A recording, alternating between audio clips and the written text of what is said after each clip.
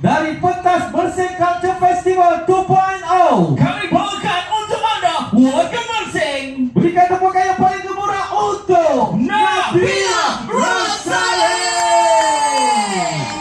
Jahat balas baik. Cantik terimalah balas baik. Ramah cepat buat baik balas baik. Buat jahat balas baik. Ku pilih ketenangan senangnya. Kan? Kalau tak sebab malam ni snoker je. Suka. Itu lain. Lain Itu lain. Jauh bukan cerita kau ni. Boleh menarik idea tu. Ada apa-apa lagi nak share dengan